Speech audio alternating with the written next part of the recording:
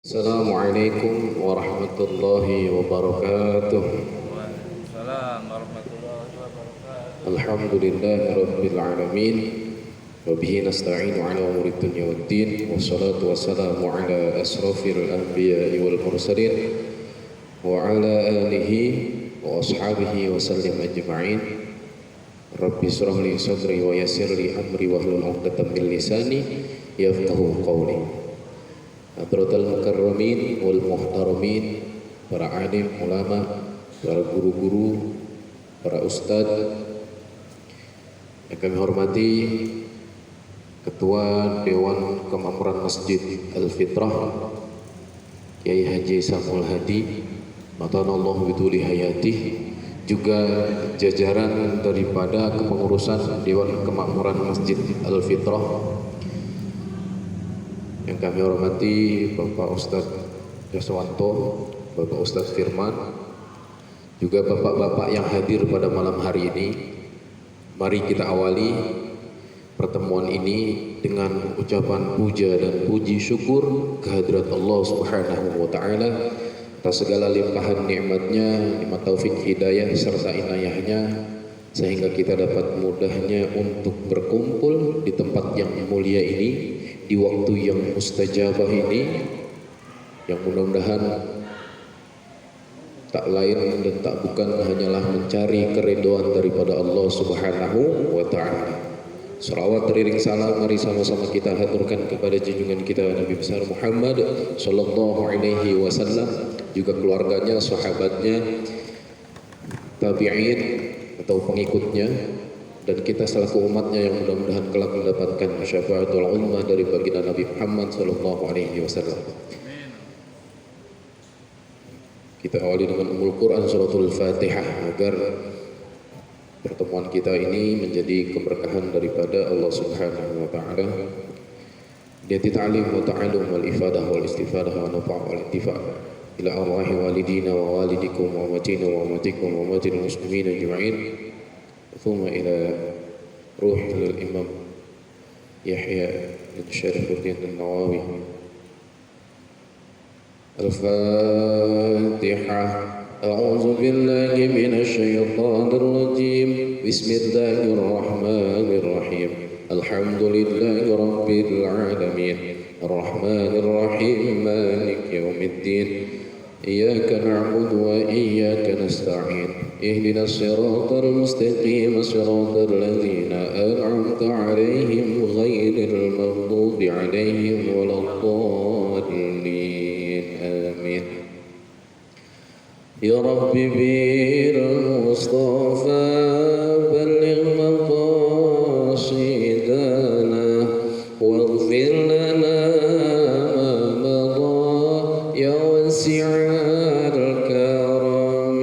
يا ربي بالمصطفى بلغ مقاصدنا واغفر لنا ما مضى يا واسع الكرم.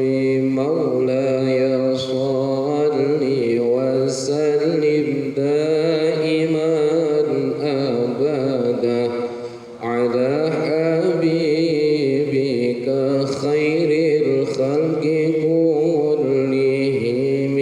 هو الحبيب الذي ترجى شفاعته لكل حول من الأحوال مقتحم. يا ربي بالمصطفى بلغ مقاصدنا واغفر لنا ما مضى يا واسع الكرم. يا أرحم الراحمين يا أرحم الراحمين يا أرحم الراحمين فرج على المسلمين.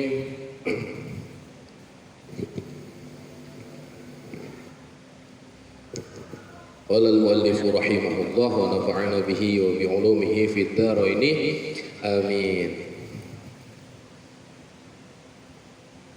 Hadis ke-8. Al-hadits tsamin, ya. Hadis yang nomor 8. An Ibnu Umar radhiyallahu anhuma anna Rasulullah sallallahu alaihi wasallam qala, dari Abdullah bin Umar, yang Allah ridho kepada Abdullah bin Umar dan kepada ayahnya Sayyidina Umar bin Khattab.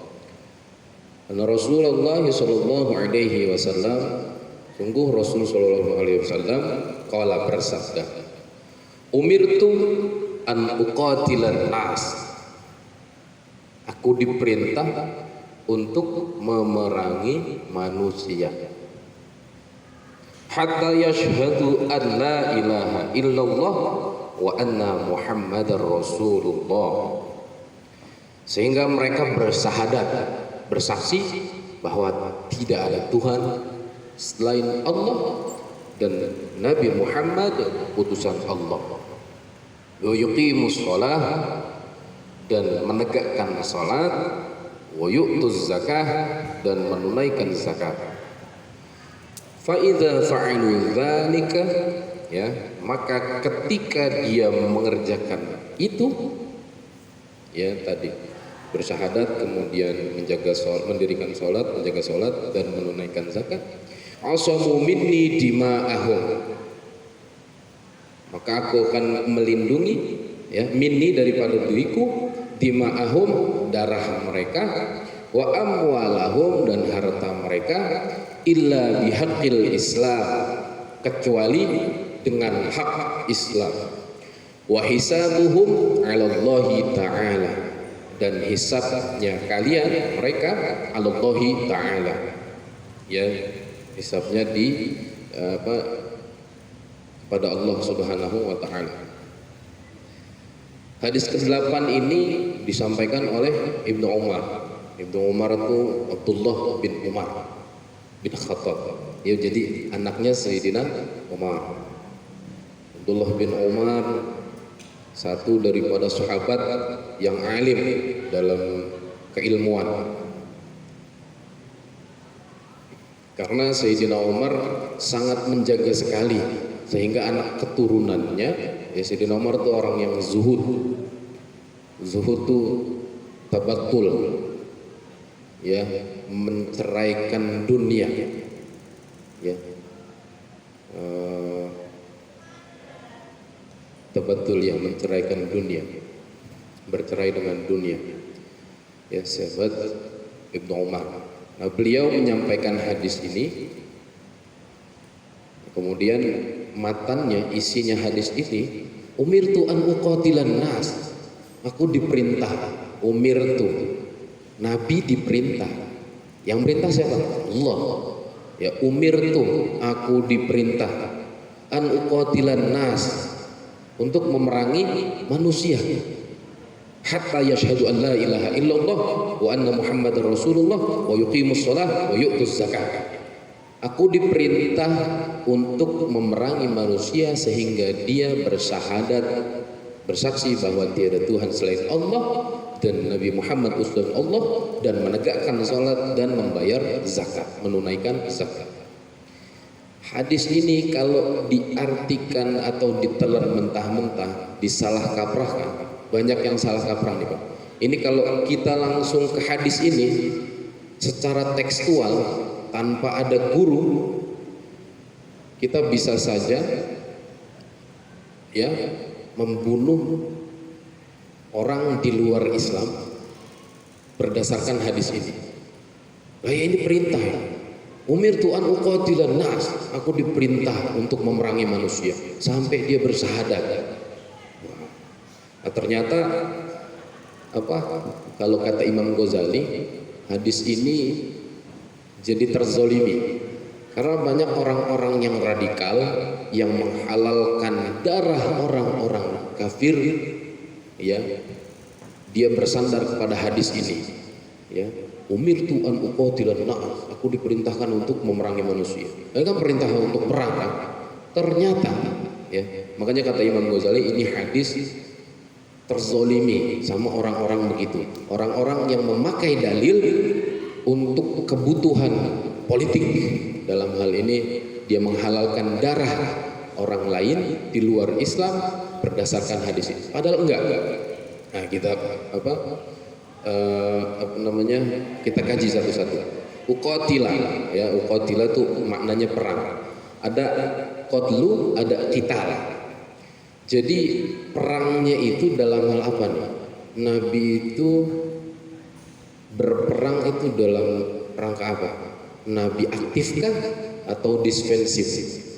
Nabi mulai peperangan duluan atau Nabi membalas daripada peperangan itu? Ya, kalau kita baca sejarah, gampangnya gini, saya balikin lagi yang tadi. Nabi itu aktif atau dispensif? Nabi itu memulai perang atau Nabi melawan karena diperangi? Bahasa Betawinya begini, Pak, lo jual gue borong gitu. Cuman kalau nggak ada yang jual kita nggak borong, istilahnya begitu ya. Jadi Nabi Muhammad itu memulai perang atau Nabi Muhammad melawan karena diperangi, ya. Jadi di sini ulama mengatakan bahwa Nabi itu diperangi, nah kemudian Nabi melawan. Sama kayak misalnya kita lagi jalan kemudian ada begal, ya, ada begal kemudian kita melawan begal, bertarung kita sama begal itu, bahkan begal itu sampai mati misalnya, berarti kita kan membunuh dia tuh, ya, kita membunuh itu begal sampai dia mati. Nah, ketika mati apakah kita dihukumi bersalah? Kan tidak, kita melawan dalam rangka membela diri.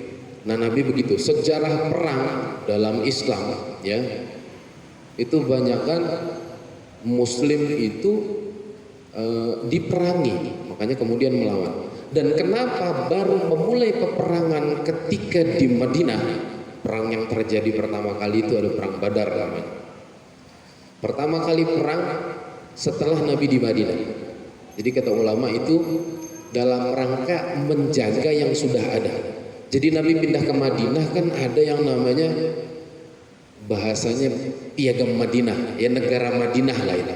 Dan dia menjaga itu daripada orang-orang yang ingin menyerang, menjaga kota Madinah. Lain ketika di Mekah. Padahal di Mekah itu Nabi dan para sahabat benar-benar tertindas. Bahkan sampai Nabi dan para sahabat Bani Hashim itu diboikot, Pak. Diboikot selama 3 tahun. Dikucilkan di suatu lembah. Enggak boleh ada yang jual beli dengan Bani Hashim. Enggak boleh ada yang menikahkan anaknya atau anaknya dinikahkan dengan Bani Hashim. Enggak boleh ada yang membantu Bani Hashim. Diboikot itu, ya, dikucilkan 3 tahun, ya. Nah, kemudian umirtu an uqatilan nas. Nah, di sini aku diperintah untuk memerangi manusia. Nah, manusia secara umum ataukah manusia secara khusus? Kalau kita baca surah An-Nas, qul a'udzu birabbin nas. Baca apa? Lafadznya nas. Katakanlah aku berlindung kepada Tuhannya manusia. Nah, kalau di surah An-Nas itu surah, kata-kata nas di situ umum untuk semua manusia. Nah, kalau di hadis ini itu khusus, Pak. Jadi ada di makalah usul fiqh itu am iradu bihil khusus, ya. Kalimatnya umum, manusia kan umum kan, bisa siapapun, bisa muslim, bisa non muslim, bisa Konghucu, bisa Buddha, bisa Kapitayan, segala macam. Pokoknya judulnya manusia. Ya, umum. Kalimatnya umum tapi maksudnya khusus. Nah, di dalam hadis ini begitu. Ya, kita coba kita baca surah Al-Hajj ayat 27. Wa'adzin fin nasi bil haji, ya. Dan berserulah kepada manusia untuk mengerjakan haji. Di situ ada kata-kata manusia. Dan berserulah kepada manusia untuk mengerjakan haji. Apakah di situ ayatnya itu perintah untuk semua manusia? Enggak. Hanya yang muslim saja. Kalimatnya umum tapi maksudnya khusus. Ya, saya ulangi. Wa adzin fin nasi bil haji. Ya, bersegeralah kepada manusia, berserulah kepada manusia untuk berangkat haji, untuk menunaikan haji. Di sana kata-katanya manusia untuk menunaikan haji. Apakah itu perintah untuk semua manusia? Tapi ya, padahal tidak. Ya, itu perintah khusus untuk orang Muslim.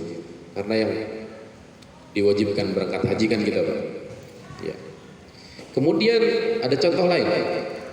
Wa yukallimun nasa fil mahdi wa kahla wa minas shalihin. Ya. Ketika Nabi Isa masih bayi, ya, satu dari beberapa bayi, 2 atau 3 gitu yang bisa bicara, salah satunya Nabi Isa. Ya, ketika Nabi Isa masih bayi, terus ibunya itu Ibunda Maryam tuh ditanya sama orang-orang, kok bisa sih belum punya suami, istilahnya begitu, belum disentuh laki-laki kemudian melahirkan, hamil melahirkan punya anak. Ya, itu Nabi Isa menjawab, wa yukallimun nasa fil mahdi wa kahla wa minas shalihin. Ya, dan dia berbicara dengan manusia dalam saat masih buaya. Ya, ketika buaya itu Nabi Isa berbicara kepada manusia. Di sini kata-kata wa yukallimun nas, ya, Nabi Isa berbicara kepada manusia. Apakah Nabi Isa berbicara kepada semua manusia? Enggak. Jadi hanya yang di situ aja, kepada orang-orang yang mempertanyakan perihal ibundanya, ya, Ibunda Maryam. Ya, kemudian Nabi Isa menjawab, masih digendong itu dijawab itu, Pak. Ya.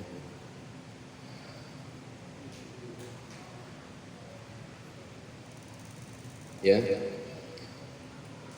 Kalau di usul fikih gitu, Pak. Jadi am yuradu bihil khas, kalimatnya umum tapi maksudnya khusus. Maka kemudian yang dikatakan di sini, an-nas di sini bukan semua manusia. Ya, bukan semua manusia. Di dalam riwayat Tirmidzi itu ada tuh. Kata-katanya malah begini. Umirtu, aku diperintah an uqatilal musyrikin. Aku diperintah untuk memerangi orang-orang musyrik. Ya. Nah, apakah ini semua musyrikin? Tentu tidak. Ya. Jadi ini masih, karena begini, kenapa saya katakan bukan semua musyrikin? Karena kita tahu surah Al-Kafirun, qul ya ayyuhal kafirun, katakanlah wahai orang-orang kafir. Ya, apakah ini untuk semua orang kafir? Tidak, karena setelah ayat itu, ayat keduanya, la a'budu ma ta'budu. Ya, aku tidak menyembah apa yang kalian sembah. Aku tidak akan menyembah apa yang kalian sembah. Wala antum a'biduna ma a'bud, dan kalian tidak menyembah, tidak akan menyembah apa yang aku sembah, kata Nabi begitu. Padahal surah Al-Kafirun ini surah Makkiyah, surah yang diturunkannya di kota Mekah. Ya. Padahal di kota Mekah saat itu masih banyak sahabat-sahabat Nabi yang masih dalam kekafirannya. Contohnya siapa tuh? Jenderal Khalid bin Walid. Khalid bin Walid itu masih dalam kekafiran waktu. Nah, kalau ini untuk semua kafir, apakah kemudian, ya, kalau untuk semua kafir, ya, itu kata-katanya nggak begini. Jadi ayat ini khusus untuk kafir-kafir paling 1-2 orang, ya, yang menghalang-halangi dakwah Nabi yang sudah dipastikan dia tidak akan beriman sampai akhir hayatnya. Ya, surah Al-Kafirun bukan untuk semua orang kafir. Ya. Tuh. Jadi maksudnya umirtu an uqatilan nas, ya, aku diperintah untuk memerangi manusia, itu maknanya adalah kalimatnya umum, ya, am, tapi maksud dan tujuannya khusus. Jadi hanya beberapa manusia, ya, yang memang menghalang-halangi dakwah Nabi, yang memang mengganggu dakwah Nabi, dan dia diperangi Nabi karena dia memulai peperangan kepada Nabi Muhammad SAW. Ya, hatta yashhadu an la ilaha illallah wa anna Muhammadar Rasulullah wa yuqimus shalah wa yu'tuz zakah. Ya, diperangi sampai dia bersyahadat, sampai dia menegakkan sholat dan membayar zakat, menunaikan zakat. Kenapa puasa dan haji nggak masuk di sini? Kenapa cuma 3 doang? Kenapa syahadat, kemudian sholat, kemudian zakat? Karena yang 3 ini terlihat, Pak. Ketika kita bersaksi, syahadat itu kan harus diucapkan, kan? Iman itu qaulun bil lisan, ma'rifatun bil qalbi, qaulun bil lisan, kemudian dilakukan dengan perbuatan. Ya, iman itu dikuatkan di dalam hati, diiktikadkan di dalam hati, disebutkan, dilafalkan dengan lisan, dan dilakukan dengan perbuatan. Nah, orang bersyahadat, ya orang mau masuk Islam, itu kan ada saksinya, kan? Biasanya di masjid-masjid misalnya, ada orang mau masuk Islam, itu ada calon yang mau masuk Islam, kemudian ada saksi-saksinya, terus banyak jamaah yang melihatnya. Ya itu kelihatan, Pak, zahirnya kelihatan. Asyhadu an la ilaha illallah wa asyhadu anna Muhammadar Rasulullah, syahadat. Kemudian salat, zahirnya pun terlihat. Salat 5 waktu kelihatan, zahirnya kelihatan. Jadi orang yang nggak salat ketahuan, Pak. Dan beberapa kali tidak Jumatan itu dihukumi kafir, begitu kan? Kelihatan, zahirnya kelihatan, syahadat zahirnya kelihatan, sholat zahirnya kelihatan, zakat pun demikian, zahirnya kelihatan. Kita nggak bayar zakat terlihat, Pak. Kita bayar zakat terlihat. Makanya yang kemudian yang dititik beratkan itu. Dan pada zaman setelah Nabi wafat kemudian digantikan oleh Khalifah Abu Bakar Siddiq, itu ada orang yang membelot dan tidak mau membayar zakat. Dia masih Islam, dia masih bersyahadat, dia masih sholat, tapi menolak untuk membayar zakat. Itu diperangi sama Sayyidina Abu Bakar. Ya, diperangi. Nah, Sayyidina Abu Bakar itu pernah memerangi kaum yang menolak membayar zakat. Nah, 3 hal ini zahirnya kelihatan, tetapi kalau puasa itu nggak kelihatan, Pak. Ya, puasa itu nggak kelihatan. Kita siang-siang habis minum es cendol gitu di bulan Ramadan, terus datang ketemu Ustadz Kaswanto, Ustadz masih puasa? Puasa saya. Padahal habis minum es cendol gitu ya. Nah, iya, Pak, nggak kelihatan. Kalau apa? Kata hadis qudsi kan begini, kullu amalu adam lahu, setiap amal anak Adam buat dia, illa siyam, kecuali puasa. Saya ulangin, kullu amalu adam lahu, ya setiap amalan anak Adam itu buat dia, illa siyam, kecuali puasa. Ya, puasa itu untukku, wa ana ajzibi. Makanya puasa itu yang pahalanya langsung dikasih Allah Subhanahu wa taala. Nah, makanya ketika kita tidak bersyahadat, kemudian tidak sholat, tidak zakat, hati-hati, Pak. Jangan-jangan kita masuk di sini gitu. Ya. Nah, kemudian haji kan bagi yang mampu ya. Ya. Jadi titik beratnya di hadis ini adalah di alinea kedua sebenarnya. Ya, jadi di judul hadisnya itu kehormatan, menjaga kehormatan orang muslim, ya. Di alinea kedua, fa idza fa'alu zalik, ketika mereka berbuat yang demikian itu, asamu minni, maka akan menjaga minni daripada diriku, dima'ahum wa amwalahum, ya, darahnya dan hartanya, ya, illa bihaqqil Islam.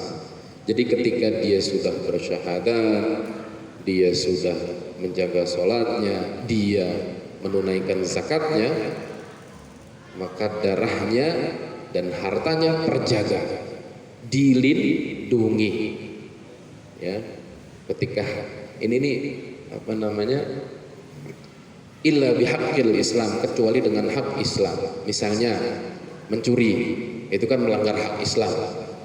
Setinggi-tingginya dipotong tangan.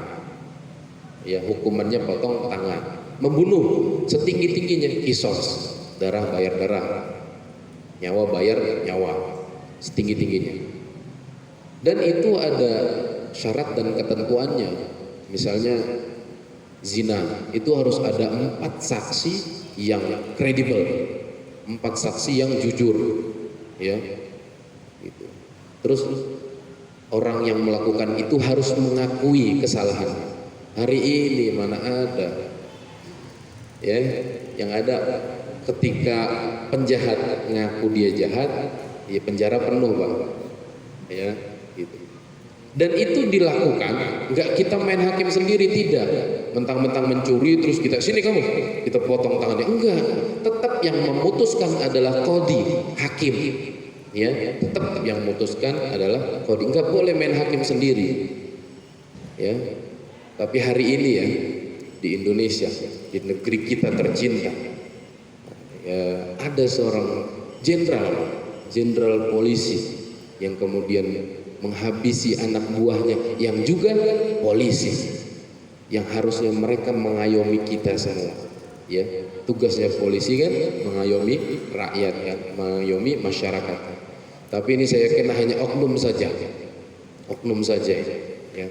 Masih banyak polisi yang baik, ya, yang kredibel, yang expert, yang profesional, yang cinta dengan negeri Indonesia ini, yang ingin Indonesia ini bangkit, ya. Masih banyak lah penegak hukum kita ini yang adil, ya. Makanya iman itu menjadi penting, Pak. Menjadi pondasi inti daripada diri kita, keluarga kita, anak-anak kita. Makanya boleh jadi polisi tapi beriman, boleh jadi TNI tapi beriman, boleh jadi apapun dia, ya, tapi beriman. Hatinya harus terisi dengan iman, ya. Sehingga ketika dia beriman kepada Allah Subhanahu wa taala, dia mikir tuh Pak, mau berbuat sesuatu yang menyalahi Allah. Jadi ketika semua orang beriman, kemudian imannya itu benar-benar dijaga, itu nggak perlu ada KPK sebenarnya, nggak perlu ada penegak hukum sebenarnya, gitu. Karena masing-masing orang menyadari akan dirinya itu senantiasa diawasi oleh Allah Subhanahu wa taala, gitu, ya. Ya tentu ini hanya oknum lah. Ya kita tahu apa? Yakin saya masih banyak polisi baik di negeri ini. Ya nggak boleh main hakim sendiri. Nah itu kalau sudah menjalankan itu akan terjaga darahnya, kemudian hartanya. Illa bihaqil Islam, kecuali dia melanggar hak Islam, gitu ya. Ya tadi membunuh ya bayarnya kisos, darah bayar darah. Tapi itu hukuman maksimal. Pencuri dipotong tangan itu hukuman maksimal. Pernah ada cerita kan dulu itu mencuri ampli sampai dibakar. Pernah itu Pak. Di mana Depok apa Bekasi gitu. Ya, nyuri ampli, ya, di masjid itu. Itu dibakar Pak. Itu zalim itu. Api itu hukuman yang cuman punya Allah Subhanahu wa taala. Allah menghukum kita hambanya yang bandel itu di api neraka. Lah ini manusia kok dibakar sama manusia. Itu udah kelewatan itu. Ya, itu udah kelewatan. Mudah-mudahan tidak terjadi lagi. Ya. Hukuman paling itu ngebakar itu hukumannya Allah. Gitu kan. Kok dilakukan sama manusia gitu loh. Ya nggak boleh, apa paling setinggi-tingginya potong tangan tadi, dan itu dengan syarat dan ketentuan, ya.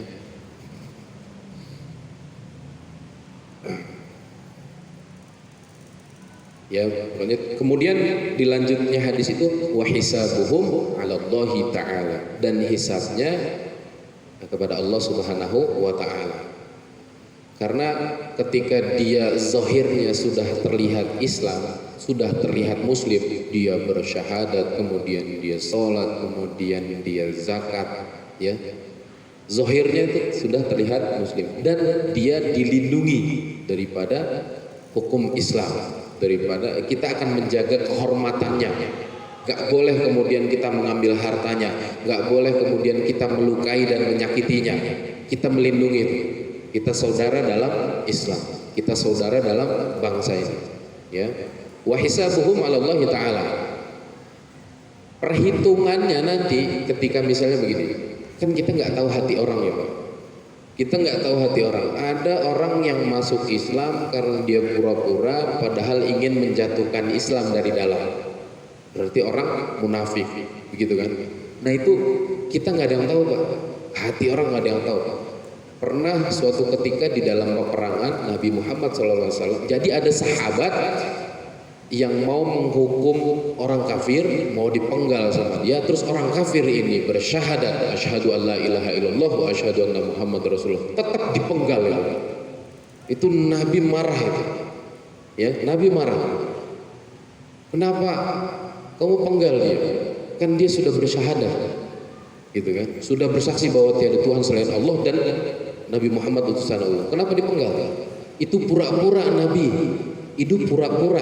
Dia cuman bersyahadat karena dia takut akan saya penggal. Tapi tetap dia sudah bersyahadat dan dia sudah Islam itu. Urusan dia pura-pura itu urusan lain. Hisabuhum 'ala Allah. Ya, ntar dihisab hatinya itu mau karena takut, mau karena apa, itu urusannya Allah. Udah, kalau dia sudah bersyahadat, dijaga darahnya, nggak boleh kemudian dipenggal. Dimarahin itu sama Nabi.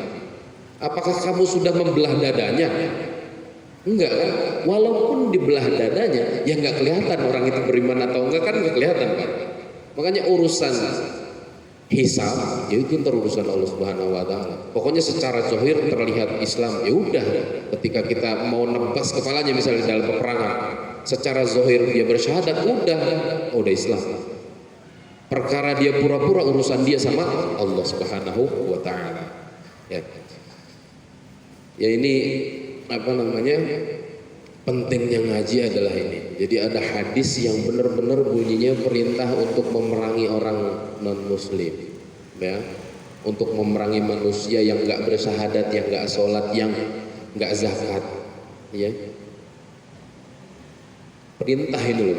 Nah makanya pentingnya ngaji itu. Ternyata hadis ini hadis yang secara bahasa itu umum, ya, kata-katanya umum, yuradu bihil khos, ya, ternyata maksudnya khusus. Jadi nggak semua manusia di sini, gitu ya Pak ya. Wallahu a'lam bishawab. Sampai sini ada pertanyaan? Mumpung masih ada waktu sekitar 10 menit, 10 menit sampai 11 menit. Hadis ini banyak dipakai ya orang-orang begitu radikal, orang-orang yang menganggap harus mendirikan khilafah, ya, harus mendirikan khilafah Islamiyah katanya. Jadi ada, ya, padahal Indonesia ini secara syariat kita sudah menjalankan hukum-hukum Islam, Pak. Kita udah jalanin itu. Syariat Islam kita ada. Sama kayak dulu Nabi ketika di Madinah itu ada namanya Piagam Madinah. Ya, Piagam Madinah. Nah, kalau kita Pancasila nih, yang mengikat semua elemen bangsa untuk sama-sama membesarkan bangsa ini, untuk hidup rukun, saling menghormati, saling menghargai.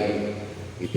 Nah, dulu zaman Nabi ada Piagam Madinah. Padahal di Madinah itu ya ada Muslim juga ada dua, ada Ansor, ada Muhajirin. Kemudian yang Ansor pun ada dua, Aus dan Khazraj. Ya, kemudian ada orang-orang Yahudi, Bani Nadir, Qainuqa, ya, Bani Ghatafan. Kemudian ada juga orang-orang ahli kitab Nasrani, ada di sana. Tapi mereka hidup rukun karena terikat oleh Piagam Madinah. Gitu Pak. Nah sama kayak kita.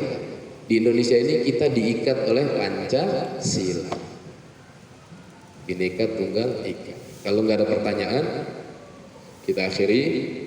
Mudah-mudahan ada manfaatnya. Kita akhiri dengan doa kafaratul majlis. Bismillahirrahmanirrahim. Subhanakallahumma wa bihamdika asyhadu an la ilaha illa anta astaghfiruka wa atubu ilaik. Rabbighfirli wa liwalidayya warhamhuma kama rabbayani shaghira. Alhamdulillahirabbil alamin. Apabila ada kesalahan, mohon dimaafkan.